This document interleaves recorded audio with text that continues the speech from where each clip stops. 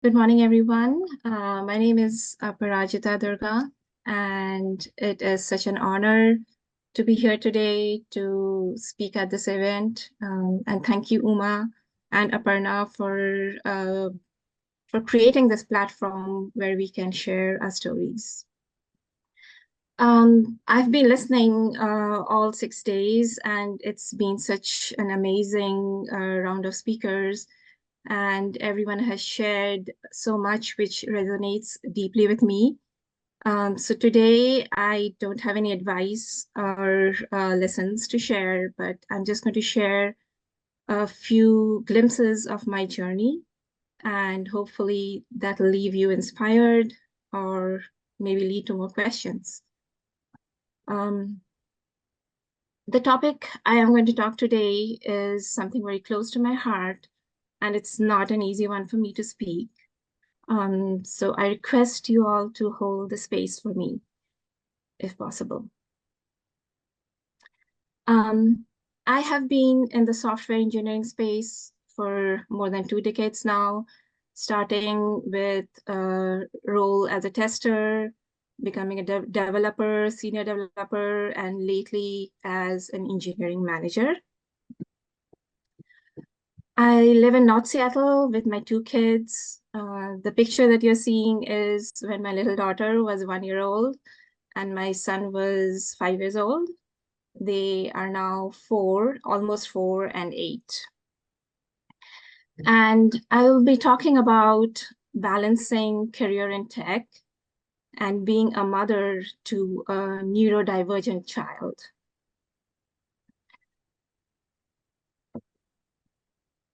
I would like to start my story with um, my joining in Microsoft, which was way back in 2005.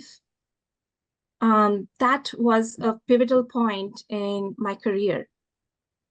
I was literally on the seventh heaven and ready to take off my career at that time, which it did. But what it also enabled me was to achieve many of the other passions that I had. In 2006, I ran my first half marathon in Seattle, went on to do a few more. I loved biking. I did a few long distance bike rides. 2009, Seattle to Portland biking was my first one. I loved climbing.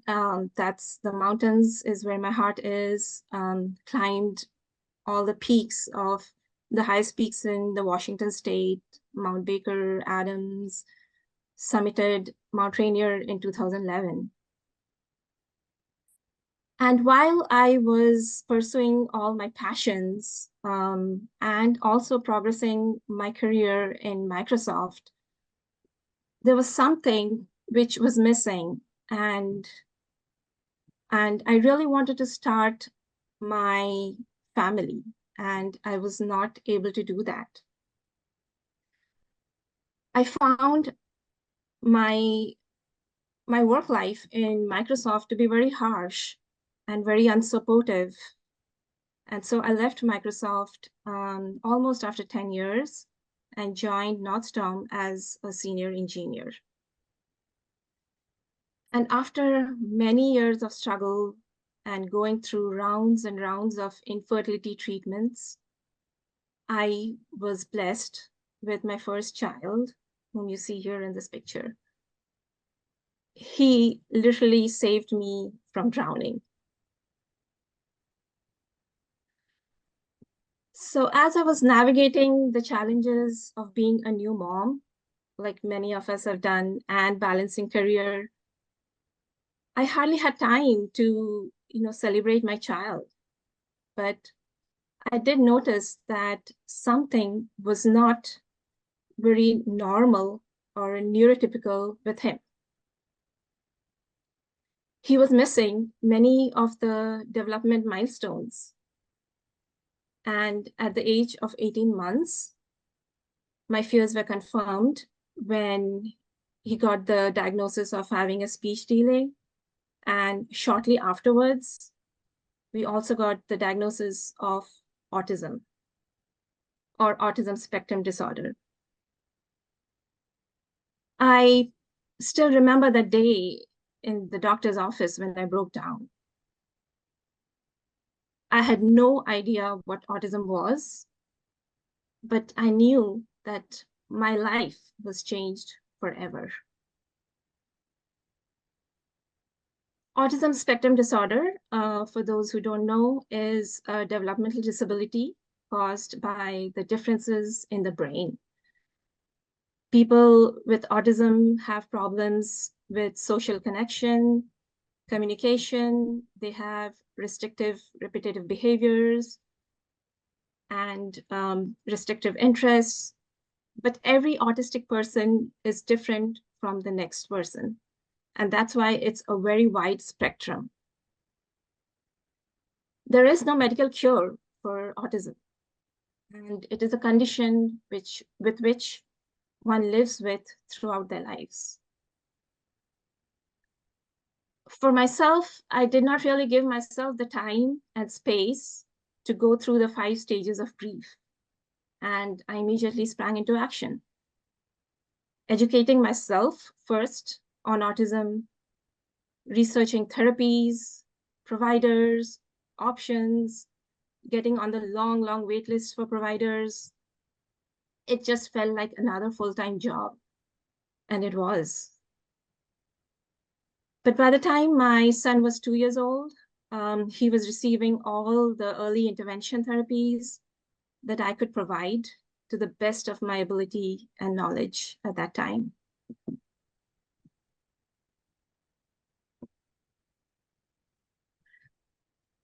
My son is now almost 8 years old. He still receives therapies 5 days a week. He has blossomed into such a lovely kid, and he has made such amazing progress. But he does not have any friends. He doesn't play the usual games neurotypical kids of his age play. Social interactions and communication is very hard for him. It's a challenge just to get through the day in school for him. He has many dietary issues. He needs help with feeding, toileting, his daily living needs. In short, he needs the care and support that I provide to my 3-year-old daughter, or even more. So, how was I walking the tightrope of balancing my work and meeting his needs? So, in that respect, COVID was a blessing the last few years that I was able to work from home. And also, by the time I was in a leadership position as an engineering manager, so I had some control over my schedule and meetings, but my days were very long. Most afternoons, I'll be taking off early to pick up my son from school and feed him lunch because he wouldn't have eaten anything in school the whole day. Then drive him to his therapy location, wait for his therapy, and then drive him back. And oftentimes, I'll be attending meetings while doing all of this. A good chunk of my day also goes in researching and planning what next for him and understanding his struggles. And his struggles and challenges, they change over time, and how best to support him. A chunk of the day also goes in attending meetings with his therapists or his school teachers, or reading that 40-page report, which his lead therapist wrote and I need to sign off on. And then, of course, there is catching up on work late at night.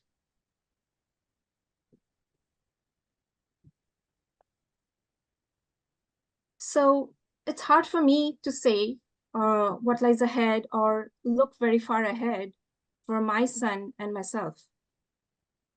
It's possible that he may need my support or another caregiver if I'm not around for the rest of his life. It's possible that he may be able to nurture and grow his gifts, and he has so many gifts. and that he may be independent and shine one day. And that is the hope which keeps me going.